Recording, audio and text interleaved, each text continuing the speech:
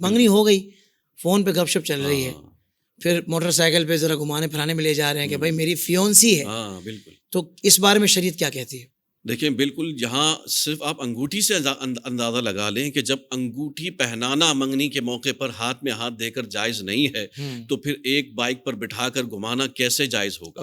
اور پھر لمبی لمبی گفتگو، رات بھر گفتگو، یا اس طرح عام اجازت دے دینا لڑکی والوں کی طرف سے، لڑکے والوں کی طرف سے. بلکہ میں یہ کہوں گا کہ یہ تو الٹا آپ اپنی بچی کا گھر توڑنے کے سارے اسباب مہیا کر رہے ہیں. وہ ساری چیزیں جو نکاح کے بعد ہونی چاہیے تھی وہ پہلے سے ہی ساری چیزیں سامنے آ رہی ہیں.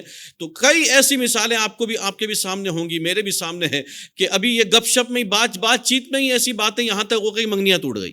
آپ جب اجازت دیں گے لامحالہ تو پھر بات وہاں تک پہنچ جائے گی کہ وہ لامحالہ یہ منگنیاں توڑنے پر آ جاتی ہیں. تو یہ شرعاً بالکل جائز نہیں ہے. حضور نے فرمایا کہ زنا صرف مخصوص اعضاء سے نہیں ہوتا، زنا آپ کی آنکھیں بھی کرتی ہیں، زنا آپ کے کان بھی کرتے ہیں، زنا آپ کی زبان بھی کرتی ہے، آپ کے ہاتھ بھی کرتے ہیں، آپ کے پیر بھی کرتے ہیں. وہ کیا ہے؟ یہ زنا کیا ہے؟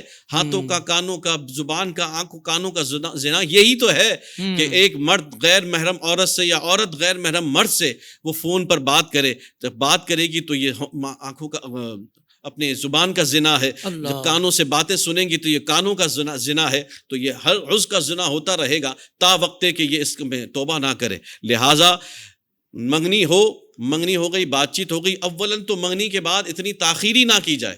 میرا مشورہ ہے ماں باپ کو کہ منگنی کے بعد یہ لمبے 2 سال 3 سال کا گیپ نہ دیا جائے. 1-1.5 ہفتے میں منگنی کے بعد نکاح کر دیا جائے. کیونکہ منگنی کے بعد پھر جتنا آپ طویل کریں گے، تحفے تحائف دینے میں ناراضگیاں، وہ آئے نہیں اس پہ ناراضگیاں، وہ گئے نہیں اس پہ ناراضگیاں، پھر بات چیت کرتے کرتے کوئی ایسی باتیں. ہمیں تو بحیثیت امام روزانہ یہ مسئلے سننے کو ملتے ہیں کہ فون پر بات ہو رہی تھی، ایک بات بری لگی، اس ایک بات کی بنیاد پر منگنی توڑ دی. معمولی باتوں پر منگنی توڑ دی، اور پھر ہم وہ بچی کو اجازت دے دیتے ہیں گھومنے کی. یہ بھی شرعاً جائز نہیں ہے. لہذا ماں باپ اس بات پر توجہ دیں.